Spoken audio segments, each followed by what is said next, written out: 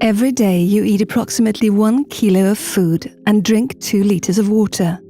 But you also breathe 25,000 litres of air every day. We place very high quality demands on our food and drinks, but the quality demands we make of the air we breathe are not as harsh. The air around us contains pollutants. These are produced both in nature and as a result of man-made processes. For example, industrial processes and combustion generate dangerous gases and particles that have a negative effect on us. And although industry is doing a good job of filtering out the larger particles, more often than not, the really small particles escape via smokestacks.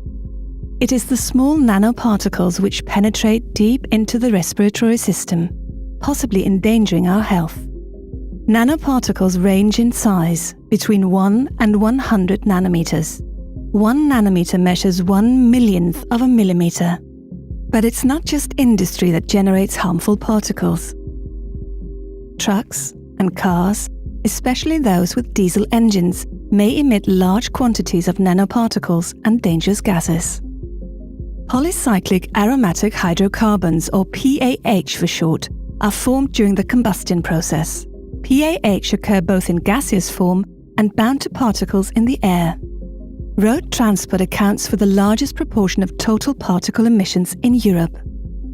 People who live close to busy roads are exposed to PAH and particles which may in the long run cause allergies, cancer, dementia, asthma, and other lung and cardiovascular diseases.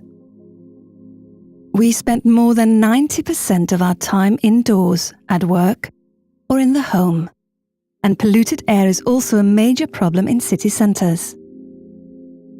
Most buildings in Sweden lack efficient air purification systems, allowing dirty air to enter our homes and workplaces through windows and ventilation systems. New research has also uncovered a link between exhaust fumes from cars and dementia. But how are we affected by polluted air?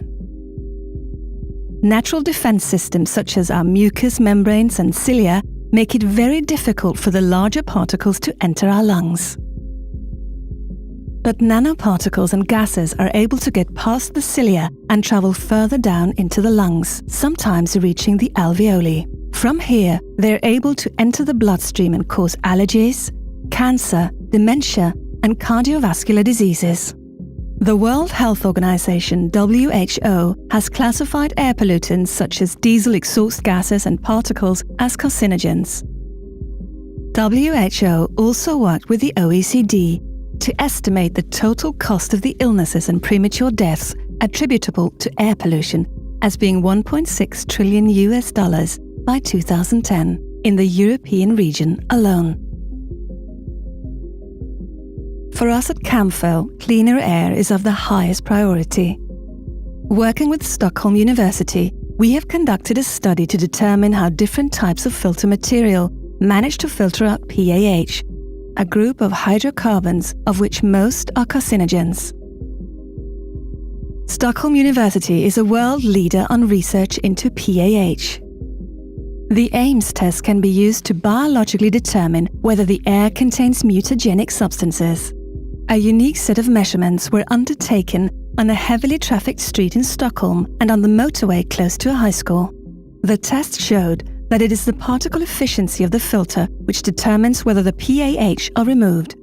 A filter with 50% efficiency was also shown to reduce PAH by at least 50%, while a filter with 80% efficiency reduces PAH by at least 80%. Dirty air affects our entire society. According to WHO, 2 million people die prematurely each year in Europe as a result of polluted air. 30 million extra sick days are also attributable to air pollution.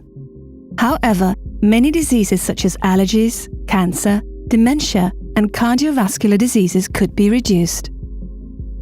But to do this, we must jointly begin to take the problem of air pollution seriously.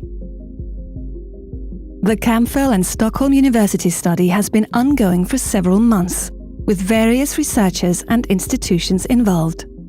The test shows that a filter with at least 50% separation of 0.4 nanometer particles is required to achieve a significant reduction in mutagenicity. Consequently, common M6 filters with 10% separation are not sufficient.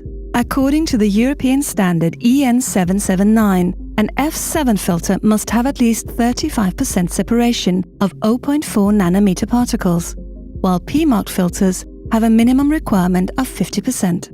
It is therefore important to select an F7 filter with at least 50% efficiency. Our measurements show that Camfil filters are 43% more efficient than required by the standard. The study in Stockholm has been completed, but our work on cleaner and healthier air continues.